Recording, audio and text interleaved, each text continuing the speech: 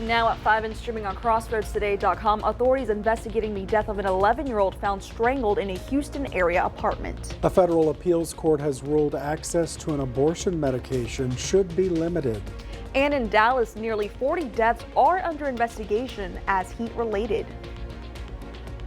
Well, the heat goes on, but we do have some interesting developments in the weather. First of all, here we are, right, where it got up to 105. And yet we've got rain showers down to the south of our area. Look at that. It's actually raining down in San Patricio County. Unfortunately, it's going down and not up into our region, but it's the beginning of what could be an interesting week next week. We'll have all that coming up in a moment. The Fulton County District Attorney has given former President Trump and his allies 9 days to surrender. You're watching 25 News Now at 5.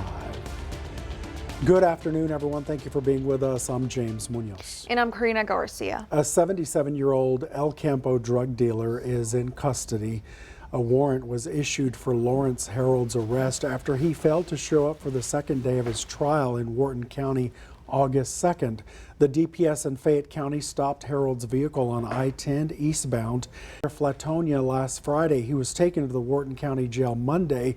He'll go straight to the Texas Department of Corrections now to start his life sentence. Police in Pasadena are searching for the person who killed an 11-year-old girl. She was found strangled and sexually assaulted in her apartment while her dad was at work. Families and police are trying to figure out who killed 11-year-old Maria Gonzalez at the small apartment complex on Main Street in Pasadena. Police say she was sexually assaulted. Carmelo Gonzalez is Maria's dad. Gonzalez told us Maria texted him after he left for work Saturday morning. She said someone was knocking on the door. Family members then went to check on her, but they didn't see or hear anything. Gonzalez finished his shift at work, and when he got home 5 hours later after that initial text, he says he found her dead, hidden under a bed. The father's alibi checks out. Police say at this time his alibi checks out and that he is not a suspect. Police told us federal investigators are helping to figure out what happened to Maria. DNA samples have been taken from people who live in the complex, but police said they're running into some roadblocks. Getting cooperation has been frankly, somewhat of a challenge. Gonzalez told us Maria's mom was in Guatemala when this happened. He says he doesn't understand how someone could do something this awful. He told us he is not going to rest until he figures out exactly what happened. We don't know if they're operational. There were security cameras, but police say it's unclear if they were working at the time. Police have said there was no forced entry into the home. They do not have any suspects at this time. Around 35 million people are under a heat alert today in North Texas. County medical examiners are investigating 40 heat-related deaths. The Dallas County ME office has confirmed the first 3 deaths, including 1 child, were related to the heat. They have yet to rule on 36 other suspected heat-related deaths. The health experts say it can take months to determine if hypothermia resulted in a person's death. On Thursday, Dallas is expected to top 105 degrees through the weekend, and it's 107 outside right now. That's what Mac is telling us. That's what it says on our screen. I know the Salvation Army told you this week that about 12 people are going to the cooling center. They have to. There's so no thank place goodness. out there. Yeah. Yeah, saving lives there. Let's check in with Mac. Well, I went over and knocked the computer to make sure that that's correct, because we just spiked up within the last hour up to 107, while we do actually have a little rain not that far away.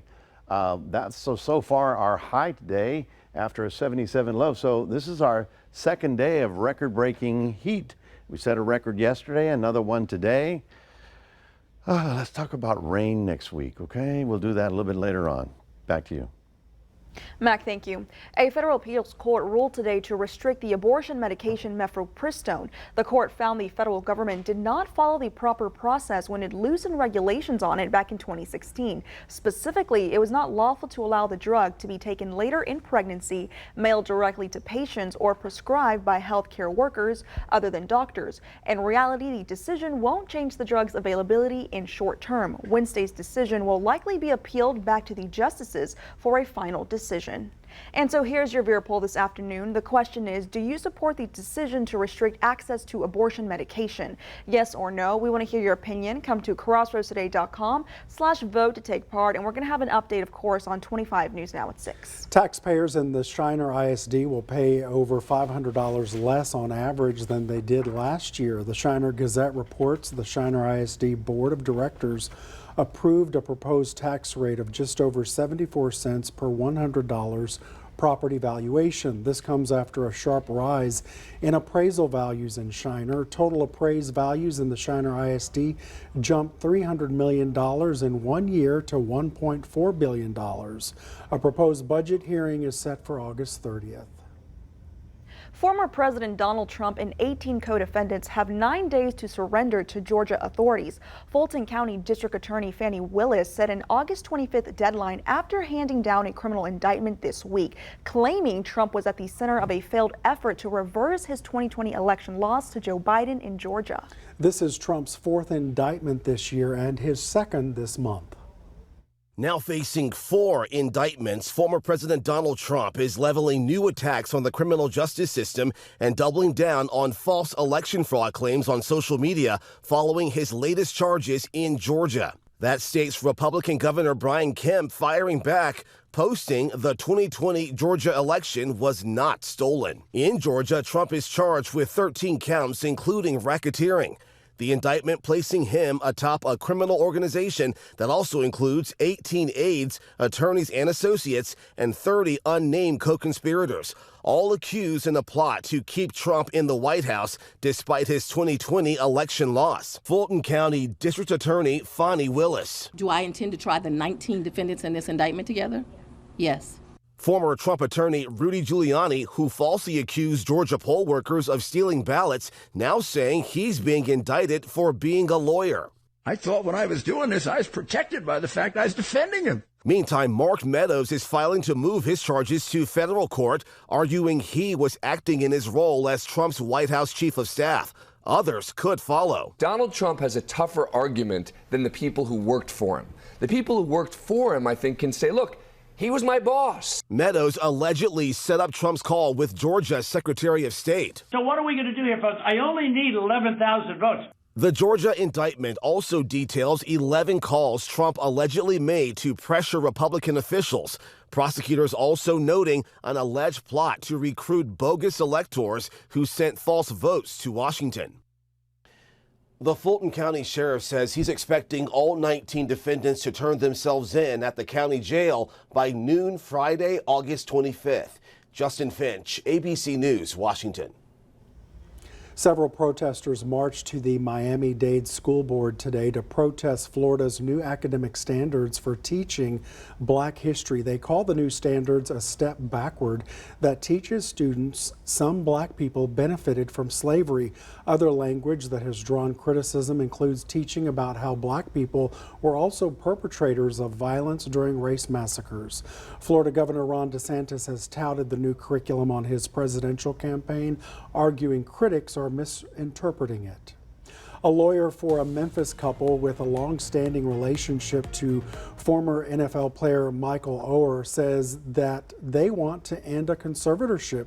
He's challenging it in court. The lawyer said that Sean and Lee and Tui intend to enter into a consent order to end the conservatorship. Oher filed a petition Monday in Tennessee accusing the Tuohys of lying to him by having him sign papers making them his conservators. He now wants a full accounting of all assets. He says he received nothing from the Oscar-nominated movie The Blind Side. The Tuohys have called the allegations ridiculous and part of a shakedown attempt. Here are some of the top headlines you can read in the Port Lavaca Wave. The Calhoun County ISD has called for a bond meeting to discuss a $25 million bond issue for several maintenance projects. They're also offering free senior passes for sporting events in Calhoun County. And the South Texas Strutters are hosting a Meet the Teachers Night on August 28th at the Calhoun County YMCA. Read these stories and more at theportlavacawave.com. Student scores in the state STAR test have continued to improve since the pandemic, but the Texas Tribune reports more than half of students in our state are struggling with math, and about half of them are below grade level reading. While overall math scores improved from last year after falling to their lowest levels in a decade, they have not returned to pre-pandemic levels. For more on today's news stories, come to crossroadstoday.com. Read about Yoakum looking for a new city manager. That's under news. And remember to subscribe to our YouTube channel, Crossroads Today. Hit the like button and click on the notification bell. Straight ahead on 25 News Now at 5, 2 victims are now identified as the death toll from the Maui wildfires rises to 106. Also ahead today is the start of a new school year at the Covenant School in Nashville after the deadly mass shooting there in March.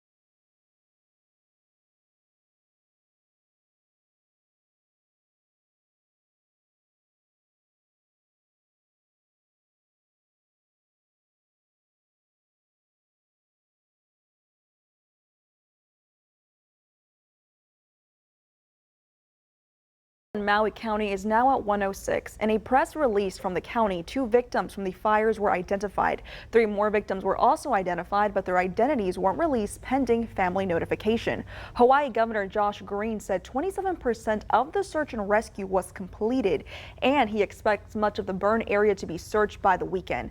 Green also announced that a key road connecting all of Maui will be reopened to help residents begin to recover. Today, FEMA is updating the country on their recovery efforts. The painstaking task of searching for remains continues in the hardest hit area on the island of Maui, the historic town of Lahaina, once the capital of the Hawaiian Kingdom, now decimated. FEMA giving ABC News crews access to the devastated area. Our Whit Johnson sharing this emotional reaction. And it's one thing to see the pictures, but to see it in person, it just hits you in a different way. Images of what once was reduced to rubble or still smoldering. Is there anything you'd like to say to the families? We're here to put those families at ease, and we're going to do our very best to find your loved ones. FEMA's chief administrator outlining the agency's response in Maui, saying they've deployed over 700 personnel to the island and provided over $2.3 million in assistance. This is more than just the visual impact of what we're seeing on television, more than the visual impact of the burn landscape. It's the level of devastation from this fire and the feeling of loss from such a culturally rich community. Additional search teams are heading to Maui, including an 80-member search and rescue task force from Maryland, deployed Wednesday morning, as the process to identify those who perished is underway, as well as the search for the unaccounted. The Maui Humane Society says about 3,000 pets are unaccounted for, and veterinary teams are treating at least 50 with burn injuries. We have also seen severe burns, cats that look I don't think that their owner may even know that it is their cat because they look so burnt.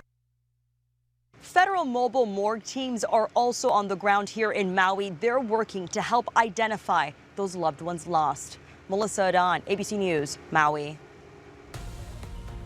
The county attorney in Marin County, Kansas says that police should return seized material to a newspaper office that was raided by officers.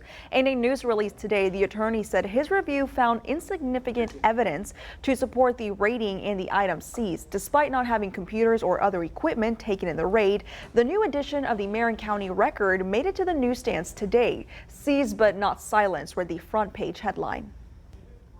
Today is the start of a new school year for students and staff at the Covenant School in Nashville. Classes resumed at a temporary location after March's deadly shooting when 3 children and 3 adults were killed at the private Christian school. Covenant students are starting the year at Brentwood Hills Church of Christ. The school has hired a new security firm called Covert Results. More than 100 volunteers were scheduled to patrol the areas surrounding that school. We obviously would love any help whatsoever. Extra eyes for us is help, but obviously I think the public understands that having 120 extra people that you didn't intend to be in a small parking lot could present a logistical nightmare. The company says their officers are equipped with bulletproof backpacks and emergency supplies. The CDC says vaping is unsafe for children, teens, and young adults, but a 2022 national survey shows about 1 in 10 middle and high school students reported using e-cigs. That's right. A new study shows serious respiratory symptoms may not take long to appear after a young person starts using e-cigarettes. The health risks of long-term e-cigarette use are still being studied, but new research is shining a light on the impact on the respiratory health of young people. E-cigarettes are by no means risk-free. E-cigarettes carry a potential respiratory risk.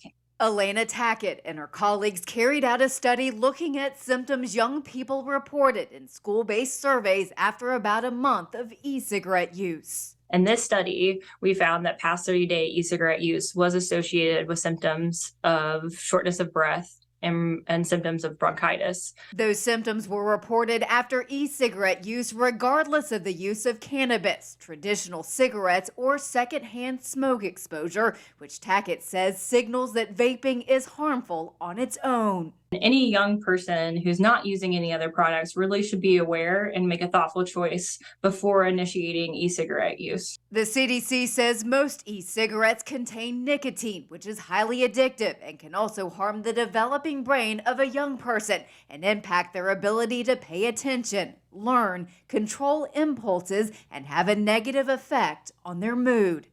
For Health Minute, I'm Mandy Gaither. Here are some of the top headlines in the Quail Record. Mount Bethany Baptist Church preparing to celebrate its 140th anniversary. The Quail Tree Board will hold a historic tree ceremony. You can read these stories and more at DeWittCountyToday.com. And good afternoon, everyone. More ridiculous heat with temperatures today getting up to 107 here in Victoria.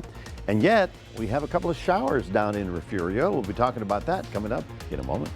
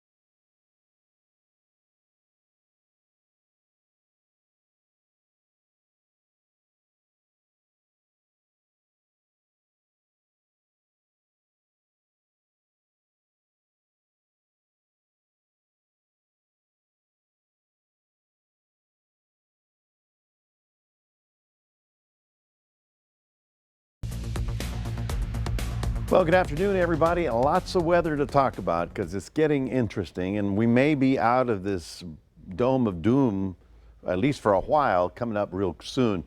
Today, unbelievable. I mean, in the afternoon, between maybe 3 o'clock and 5 o'clock, temperature went up to 107 here in Victoria, 105 in Gonzales, 103 in Port Lavaca, and it's 78 in Rockport because it's raining down there. Yes, the long hot summer, when is it over? Okay, well, the first day of fall will be on September the 22nd. So we're what, 36, 38 days away. So let's start counting so we can get finally less sunshine and hopefully a break in this unbelievable heat. Of course, another hot day today. Your high temperatures in the triple digits pretty much all over the country, in the state rather. And of course, there's not going to be much change in the short term. We're still hot and we're still dry. What we had, of course, is that dry line that came down. It's put us on the dry side of everything, but below it, we're actually getting some rain even as we speak. Here's Refugio. Here's 37. It's now down into San Patricio County, crossing down into Nueces County. They're even getting some light shower activity out toward Asherton and the Ensenal area. So that's very interesting. More interesting than that, of course, is the Dome of Doom. Where is it going? It's moving. It's going to Utah for a couple of days, and that puts us in a much better situation. That's Friday. By the time we get to Saturday, Sunday, the dome is in the Central Plains, and that's going to allow the Gulf door to open up and maybe bring us some sort of activity. Well, all of a sudden, as it happens, we may have some sort of tropical system developing over the area over the weekend, and by next Tuesday and Wednesday, it has a good potential to actually bring some rain to our area. Now, these two systems out in the Atlantic, they have the potential to develop into tropical storms. This one is the one we're talking about right now. This is going to be for Monday, Tuesday, and Wednesday. A broad area of low pressure, slight chance of developing into a tropical system. I say slight because it's so close to land. But whether or not it forms into something is going to drift on shore and bring us the best chance we've had for rain since April. Okay? So all of a sudden, things might be very different tomorrow. This is on the Pacific side of the world. You can see Acapulco. This system is going to be called Hillary, and you're not going to believe it. It's going to go rolling into Los Angeles and maybe bring heavy rain to Tucson, Arizona, of all places. If you have time to go do a little fishing, just remember your sunrise is at 6:58 and your sunset is at 8:04. And I want to remind you, 8:04 is good because when the sun starts going down in the 7 o'clock hour, well, we're going to get less heat, I hope. Looking at 98 tomorrow in Port Lavaca. For those of you in Cuero, we're looking at another hot, dry day because the moisture hasn't rolled back in, but that eventually will come in by Friday, Saturday, and here's the transition. By Sunday, a slight chance of a shower and a good chance, best chance we've seen in a long time, coming in for Tuesday, Wednesday of next week. That's your 7-day forecast, reminding you that we have a QR code. We'd love for you to scan that and put Crossroads Today on your phone. Here's James and Karina. Mac, thank you so much. Coming up next on 25 News Now at 5, we'll take a look at your stocks. Plus, Aldi is expected to buy roughly 400 Winn-Dixie and Harvey's supermarket stores next year.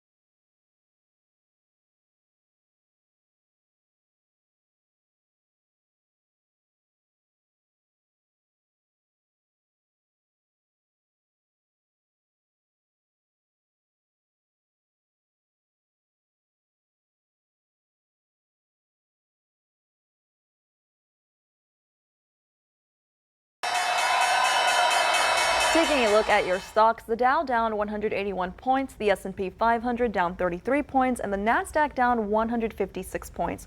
Oil down $1.76, closing at $79.23 a barrel.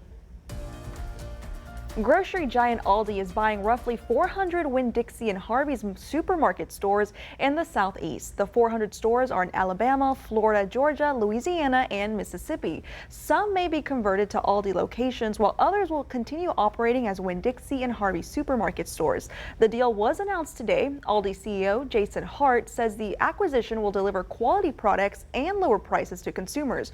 Winn-Dixie and Harvey supermarket stores are owned by Southeastern Grocers. Conflicting signals on the health of the economy are making this year's holiday shopping numbers difficult to forecast. With low unemployment numbers, wages are up, but inflation is still affecting most of the benefit brought by higher incomes. Americans are saving less, and credit card debt has surpassed $1 trillion. Still, many analysts are expecting holiday sales to go up modestly. Stay with us. We'll take one last look at your forecast. Plus, a new study shows that dogs with strong social relationships with people and other pets live longer. Plus, here's a look at world news tonight, right after 25 News Now at 5. Tonight, the scare in the air over Houston, the flames shooting from a passenger jet. Also, another flight from Miami, one of the pilots dying mid-flight. Breaking news involving former President Trump in Georgia, what the sheriff is now saying, how this will look very different, coming up.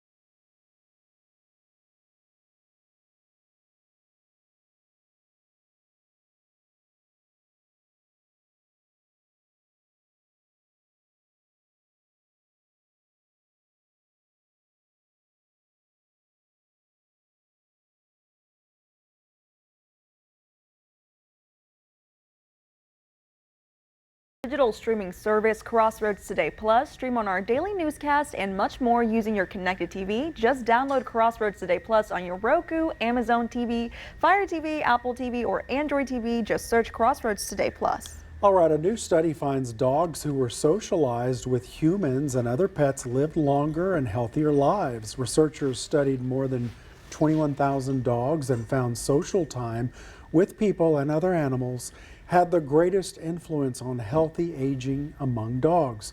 Researchers found poor health among dogs who lived in households with financial difficulties and other stressors. The study was part of the Dog Aging Project. It was led by the University of Washington and Texas A&M Schools of Medicine. 25 News Now Sunrise anchor and meteorologist Parker Cox has this story on crossroadstoday.com. Due to the extreme heat and lack of rainfall, a local pond has experienced a fish kill. You can read this story on Crossroads Today and see the photo one viewer brought us yesterday. Don't forget to follow Parker Cox on Twitter at the Human Barometer. That's with a 0 on Twitter. So right. I want to know what happens to the cats. Like, they're less... Well, I mean, all of us are struggling to just get by. Can you imagine a pool getting all that solar radiation and heating up the concrete and warming up the water? Yeah. Even our Gulf water was up to 100 And 107, degrees. That's very unusual. Extremely unusual. Folks, we actually got up to 107 today. And tomorrow still on the hot side. Of course, it's the dry air that's over us, allowing the temperatures to really spike like that. But the best news of all, just hope just a little bit longer. Next week, we do have a tropical system that could influence the weather and give us a good chance of rain that we haven't seen since March or April, I believe. So with a little luck, we'll get all of that tropical stuff coming in. and get us some good looking rain for next week. Right now it's a little early, but I'm going to hazard a guess that anywhere from 1/2 inch to 1 inch, because it'll be isolated, so some spots will get heavier rain than others. But generally, that's kind of what the computer models are telling me. And so with a little luck, next week maybe a big change. Hopefully. We need it. You're saying 36 days till fall. 36 days till the official September the 22nd, which is the autumnal equinox. Yeah. But the best news is that the sun's going down a little earlier. And hurricane season ends? Well, that's not till November the 30th. November the 30th? Yeah, Is that right? I mean, for us, it's really October, because the frontal systems start moving by then. So I always say by October it's over, but officially it's November the 30th. Yeah. We can still get them, but so still pick up your hurricane guide, your absolutely. hurricane tracker. They're all over town. Pick one up and you can track them. And again, the system next week, I don't believe now that it'll be a named storm, but it's going to bring in lots of moisture that gives us a good chance to win. All right, Mac, thank you so much. Thank you for being with us. We hope to see you back here tonight for 25 News Now at 6. World News Tonight with David Muir is up next.